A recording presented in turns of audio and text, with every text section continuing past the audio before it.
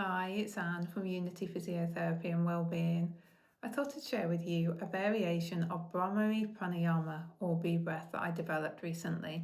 I'm going to refer to it as bee breath for the rest of the video. It is a lot easier to say. So, bee breath is one of my favourite yogic breath practices. It is a beautiful practice. It is really helpful in stimulating the parasympathetic nervous system, the rest digest response, usually.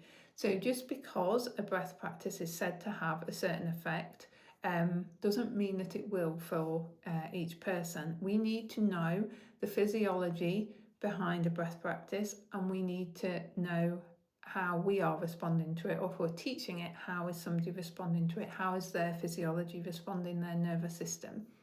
Because just because it's said to do something doesn't mean it will. We need to bear in mind things like somebody's breath control, their relationship with their breath, can they breathe through their nose or not? That's part of breath control. Previous experiences. So we need to kind of understand different aspects. So if you choose to engage in this practice, please remember that you can stop at any point, you can adapt anything, and if it's not for you, that is absolutely fine. So as I said, this often stimulates the parasympathetic nervous system, that rest digest response, and there are a number of ways in which it does this, including that the hum naturally extends the exhale, which stimulates that parasympathetic nervous system. The hum, the vibration of the hum, stimulates the vagus nerve, and also using a diaphragmatic breath, if you can do that with this practice, also stimulates the vagus nerve. So slowing down the breath brings in more parasympathetic nervous system. So the traditional way of practicing this is not how I practice or how I teach it. So traditionally, place fingers on the eyes, the nose, the ears, and I don't practice like that. I have practiced for a long time, place my hands over my ears. That really deepens into that vibration and takes you inwards. I also practice quite a lot with my hands on the heart. I can feel the vibration there. You can track the vibration through the vagus nerve. You may or may not be able to feel that initially. And the further down you take your hands, you may not be able to feel it. So I also sometimes practice hand on the heart, hand on the belly, or very occasionally hands both on the belly or hands resting in my lap. So I practice it in different ways, but most commonly this one and this one. So I use this a lot, I teach it a lot too.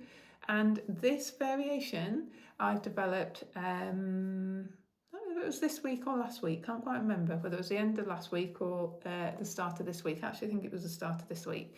And it was inspired by somebody that I'm working with. We had explored bee breath a little. They then went and Googled and they found somebody that was using bee breath by using one finger each side and blocking the ears gently from the outside, so not sticking the fingers in the ear, just gently blocking the ears. And this person was using it that way and they were finding that helpful. So I then thought, oh, that could be combined with cupping the face. So gently blocking the ears and cupping the face, which is something I love too. It's one of the compassionate soothing touch hand positions that I teach. It's something I use quite a lot for myself. And I thought that'd be a lovely way to use bee breath. And actually that's another way that bee breath stimulates the parasympathetic nervous system. If you've got your hands on your body somewhere, that can do that. Conversely, it can have the opposite effect too. So it can stimulate a threat response. So it's exploring what hand positions are helpful for you. So I then suggested this to this person. I've suggested it to somebody today and we explored it, and I've been using it myself and I really like this. So I thought I'd share it with you. When I do the practice, I'm not going to speak because it's a little bit hard to do the practice and guide it. If I'm guiding it in my work, I will demonstrate it and often then guide it rather than do it. But you're aiming to take a slow, gentle breath in, not a big breath, a slow, normal, gentle breath. In and out through the nose is how you want to be breathing.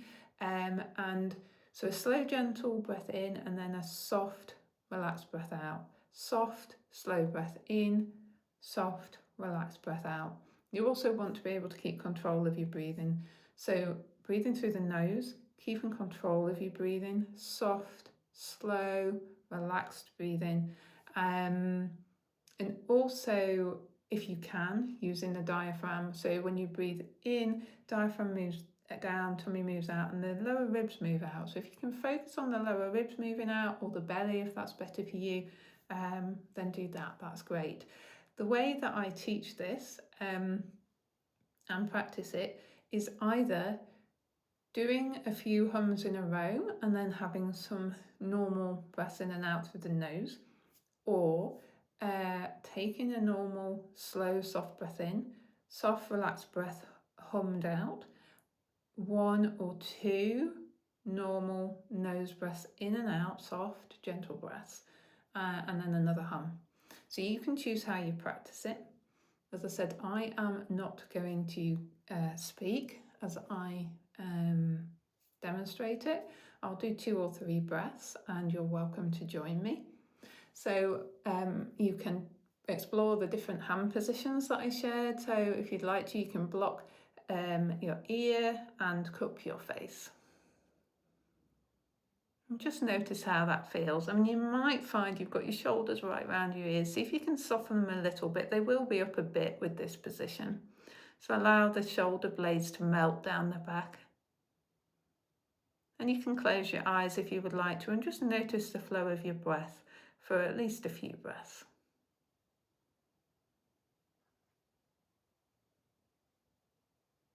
Perhaps focus on a diaphragmatic breath.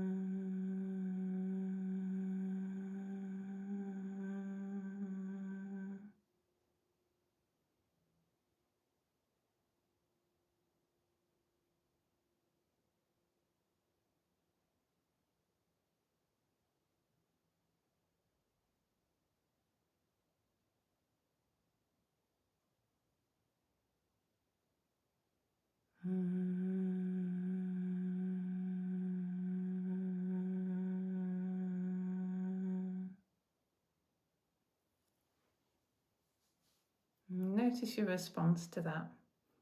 So I would love to know how you got on with that. Do let me know, and take care.